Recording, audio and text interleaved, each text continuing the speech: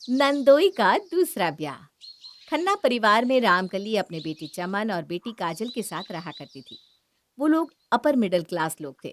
उनके घर में किसी चीज की कमी नहीं थी। काम करने के लिए नौकर चाकर सब कुछ था। और आजकल उनके घर में चमन की शादी की तैयारियां चल रही थी। माँ जल्दी चलो, हमें बाजार जाना है। और ये काजल कहाँ है? कहीं भी जाना हो तो ये लड़की हमेशा लेट करती है। अरे जल्दी बुलाओ इसको।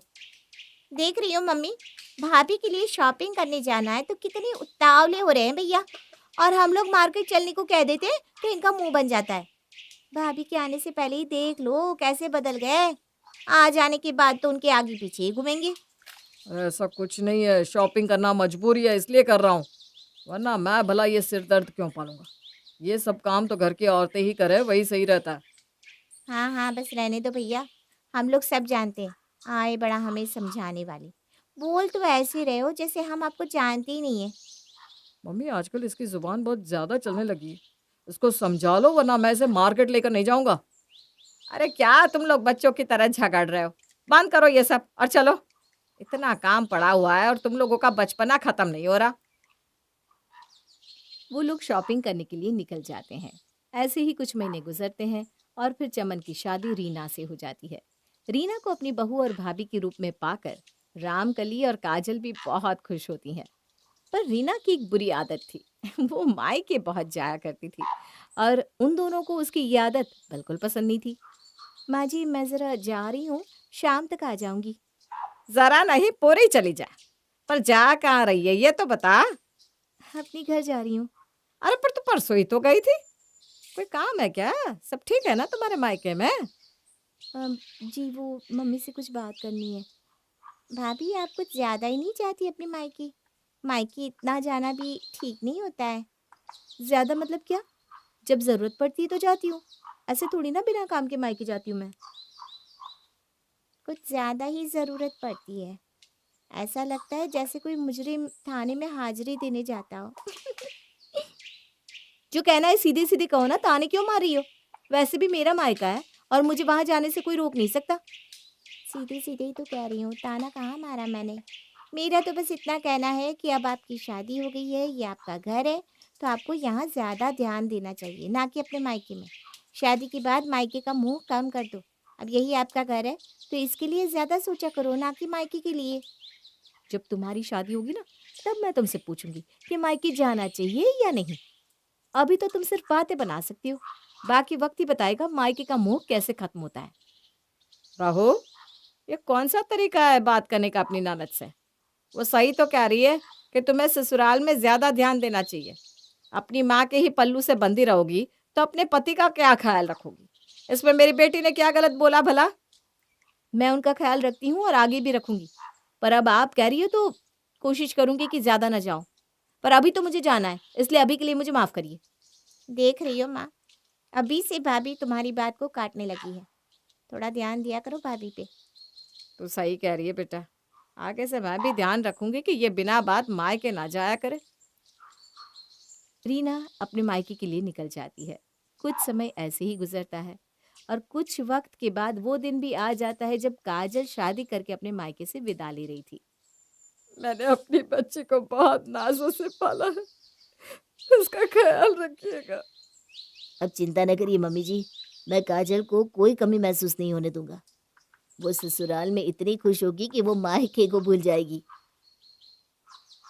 काजल की शादी विनोद नाम के एक लड़के से होती है। विनोद एक छोटी सी कॉरपोरेट नौकरी करता था, इसलिए वो लोग इतने अमीर नहीं थे जितने कि काजल के घर वाले थे।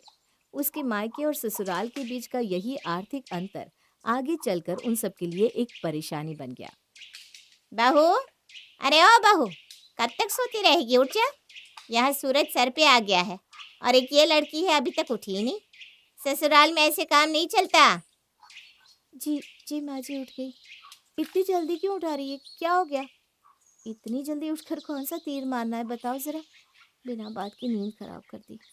जल्दी, 10 बजने को आ गया है, दोपहर होने वाली है और तुम्हें ये जल्दी लग रहा है।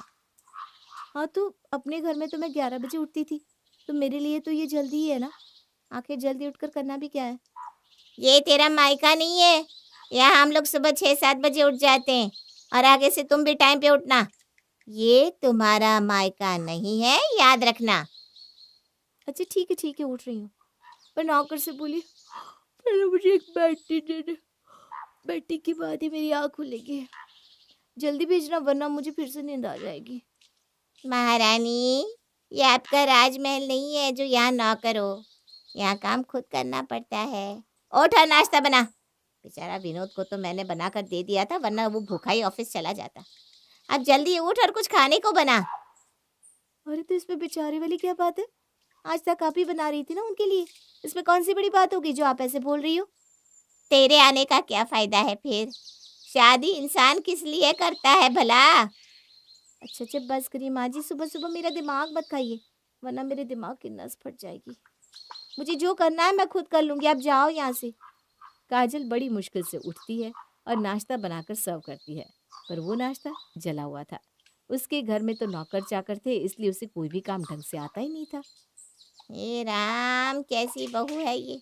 नाश्ता बनाया तो वो भी खाने लायक नहीं। काश मैंने शादी से पहले तेरा घराना नहीं, तुझे ढंग से देख लिया होता तो आज ये दिन देखना नहीं पड़ता। अब पछताए क्या हो जब चिड़िया चुग गई खेत। छोड़ी माँ जी, आप भी क्या बातें लेकर बैठ गई। जो बनाया है वो खा लीजिए। अरे बस बातें बनानी आती है तुझे, लेकिन ऐसे नहीं चलेगा। अब तो इस घर की बहू है और तुझे सीखना पड़ेगा। अभी तक जैसा भी आता था वो तेरे मायके में रह गया। अब तू इस घर की बहू है और तुझे सब आना चाहिए। सरला काजल को काम सिखाना शुरू करती है, लेकिन काजल का आलस इसके आड़े आ जाता है। वो हर समय काम से बचने की फिराक में ही रहा करती थी। बहू जल्दी किचन में आ जा, रोटी बनानी है। जल्दी आ, खाना बनाने में देर हो रही है। अरे बहू कहाँ रह गई? उफ, वो फिर काम आ गया। एक काम करती हूँ, मम्मी को मिस कॉल मार देती हूँ। उनकी कॉल बैक आएगी तो काम से बच जाऊंगी। अरे बहू कहाँ है तू? इस लड़की के कान पे जू तक नहीं रेंगती, जितना मर्जी आवाज लगा लो। हाँ बस आ गई माँ जी। हाँ माँ जी बोलिए, आज क्या काम करना है? काजल अपनी मम्मी को मिस कॉल मारकर किचन में चली जाती है। अभी 2 रोटी भी नहीं बन पाई थी कि उसकी कॉल बैक आ जाती है। अरे मेरे फोन पर ना किसी की कॉल आ रही है। माँ जी आप रोटी बनाइए, मैं देख कर आती हूँ। काजल फोन के बहाने से काम से बचकर निकल जाती है और जाकर बातों में लग जाती है। हाँ बता मेरी बच्ची, कैसे कॉल कर रही थी? कैसा चल रहा है तेरे ससुराल में? सब खुश है ना? कुछ नहीं, बस यूं ही बात करने का मन हो रहा था। काफ़ी वक्त हो गया, आपने तो कॉल तक नहीं की। हाँ वो मैं घर के कामों में लगी हुई थी। तेरे ससुराल में भी ये खाना बनाने का समय है, तुझे जाकर काम करना चाहिए बेटा। फोन तो तू बाद में भी कर लिया करना है। अभी जाकर खाना बना ले। अरे कोई बात नहीं ना, रोज़ मैं ही तो करती हूँ। आज मेरी सास कर लेगी तो क्या हुआ? वैसे भी उन्होंने ही मुझे कहा है कि वो बना लेंगी आज का खाना। इतने में ही सरला किचन से काजल को आवाज लगाती है। अरे बहू अगर बात हो गई हो तो आकर रोटी बनवा ले। अरे जा जा बेटा, तेरी सास बुला रही है, पहले सास का काम सुन ले। हाँ अरे वो तो बुलाती रहेंगी ना, आप बात करो ना। मैं कह दूंगी कोई ज़रूरी बात चल रही थी। उनका क्या है, पूरा दिन छोटी छोटी बात पे बहू इधर आ लगा रहता है। ये गलत बात है मेरी बच्ची, ऐसा नहीं करना चाहिए। वो तुम्हारी सास है, उनकी बात सुना करो। अब आप ना उनकी साइड ना लो, बात नहीं करनी मत करो, लेकिन उनकी साइड लेकर तो मत बोलो। काजल इसी तरह से कोई ना कोई बहाना करके काम से बच जाया करती थी, जिसकी वजह से उनके बीच तनाव बढ़ने लगा था। बहू ये बाथरूम में गंदे कपड़ों का ढेर लगा हुआ है, कभी धो भी लिया करो इनको। घर की हालत देखो, लगता ही नहीं इस घर में कोई बहू है। पूरा का भर कूड़ा घर बन गया है, कभी सफाई भी कर दिया करो। ओहो माँ जी, मुझे तो याद ही नहीं रहा। वो दरअसल क्या है ना, मेरे मायके में नौकरी कपड़े धो देते थे, तो मुझे कभी धोना ही नहीं पड़ा। और घर साफ तो है, पता नहीं आपको हर जगह गंदगी दिखाई क्यों देती है। तुझे यहाँ आए कई महीने हो गए और अभी भी तू अपना मायका नहीं भूल पाई। चल जा कपड़े धो और उसके बाद घर की सफाई भी करना। मुझे आज घर बिल्कुल चमकता हुआ चाहिए। काजल मशीन में कपड़े डाल तो देती है, लेकिन फिर 2 दिन तक निकालना ही भूल जाती है। बहू, ए बहू कहाँ हो काम चोर? सुन भी ले या तेरे कानों ने भी काम करना बंद कर दिया है। क्या करूँ इस लड़की का, कोई कैसे इतना काम चोर हो सकता है। ये क्या तरीका है बुलाने का माँ जी? आप क्या सीधे मुंह से बात नहीं कर सकती हो? नहीं, तू क्या कोई महारानी है जिसके लिए अनाउंसमेंट होगा? ये 2 दिन पहले मशीन में कपड़े डाले थे, अभी तक निकाल नहीं पाई तू? इन कपड़ों के लिए क्या तेरे मायके से नौकर बुलाया है जो अभी तक इनको सूखने नहीं डाला? अरे वो मेरे मायके, एक बार और मायके का नाम लिया तो मायके ही भेज दूंगी। मायके की दुश्मन। हाँ तो भेज ही दो, वहाँ सुकून तो रहेगा कम से कम। बस जुबान चलाना आती है, हाथ चलाना नहीं आता काम के लिए। ये कपड़े निकाल कर सूखने डाल, मुझे भी अपने कपड़े धोने हैं, वरना ये कपड़े तेरे मायके ही भेज दूंगी। काजल गुस्से में वो कपड़े निकाल कर सूखने डाल देती है और अपने कमरे में जाकर बैठ जाती है। शाम में जब विनोद ऑफिस से आता है तो वो उससे भी लड़ने लगती है। दिन भर ऑफिस में रहते हो और घर आकर भी तुम्हें फोन चलाना है। क्या देख रहे हो फोन में? और इतना क्यों मुस्कुरा रहे हो? किसी लड़की से बात कर रहे हो क्या? दिमाग ठीक तो है तुम्हारा? क्या बोले चली जा रही हो? कुछ सोच समझ कर बोला करो, या मुंह में जो आएगा वही बोलोगी। हाँ, मेरा तो दिमाग ही खराब है ना। ठीक तो सिर्फ तुम्हारा और तुम्हारी माँ का है। तुम लोग जो बोलो वह सही होता है, बाकी सब गलत होता है। काजल, माँ के बारे में कुछ मत बोलना। अपनी जुबान पे थोड़ा लगाम रखो। मैंने कहाँ कुछ कहा? मैं तो यही कह रही थी कि उनका दिमाग सही है और तुम्हारा दिमाग सही है, बाकी पागल मैं हूँ। तुम दोनों जो कहो वो सही है, बाकी सब गलत। एक तो ऑफिस में बॉस की चिक चिक सुनो और घर आकर तुम्हारी सुनो। 1 मिनट का सुकून नहीं है जिंदगी में। पता नहीं कौन सी मनहूस घड़ी थी जब मैंने तुमसे शादी के लिए हाँ कह दिया था। मेरा बोलना इतना ही खलने लगा है ना, तो मुझे मायके भेज दो। मेरे जीवन में भी थोड़ी शांति हो। हाँ तो तुम्हें कौन रोक रहा है? जाओ ना, कल की जाती अभी चली जाओ। फालतू में दिमाग खराब करेगी। मैं भी थक गया हूँ रोज रोज के झगड़ों से। अच्छा है तुम अपने मायके रहो, मैं भी खुश रह पाऊंगा। काजल यही तो चाहती थी कि विनोद उसे मायके जाने को कह दे। वो फौरन अपना सामान पैक करती है और मायके के लिए निकल जाती है। घर पहुंचकर जब वो अपने भाई भाभी को खुश देखती है तो उसे उनसे जलन होने लगती है और अब वो बिना बात भाई और भाभी की लड़ाई करवाने लगती है। माँ ने मेरी शादी कैसे घर में करा दी है, वहाँ तो सुकून ही नहीं है। एक तो काम करो, ऊपर से फिर सास की बातें सुनो, और पति ऐसा कि उसे अपने ऑफिस से फुर्सत नहीं। और एक यहाँ मेरी भाभी है जो इतने ठाठ से खुशी खुशी रह रही है। किस्मत हो तो मेरी भाभी जैसी। काजल जलन के चलते अपने भाई के कान भरने लगती है। भैया, मुझे ना आपको कुछ बताना है, पर वादा करो आप भाभी को नहीं बताओगी, क्योंकि मैं ना किसी की लड़ाई की वजह नहीं बनना चाहती। हाँ बताओ क्या बात है? भला हमारे बीच में लड़ाई क्यों होगी? साफ साफ बोलो क्या बात है? मैंने ना आज सुबह भाभी को फ़ोन पर बात करते सुना था। वो किसी से आपकी बुराई कर रही थी। कह रही थी चमन तो मेरी मुट्ठी में है, मैं उससे जो चाहती हूँ वो करवा लेती हूँ। देखो भैया, मेरा काम था आपको बताना। अब आपको जो ठीक लगे करो, लेकिन मेरा नाम नहीं आना चाहिए। तुम बेफिक्र रहो, तुम्हारा नाम नहीं आएगा। पर अब मैं रीना की खबर तो जरूर लूंगा। ये सुनकर काजल बहुत खुश होती है। वो चाहती थी कि उसके भाई भाभी के बीच में लड़ाई हो जाए और उसकी भाभी अपने मायके चली जाए, पर उसे ये नहीं पता था कि रीना का फ़ोन खराब है।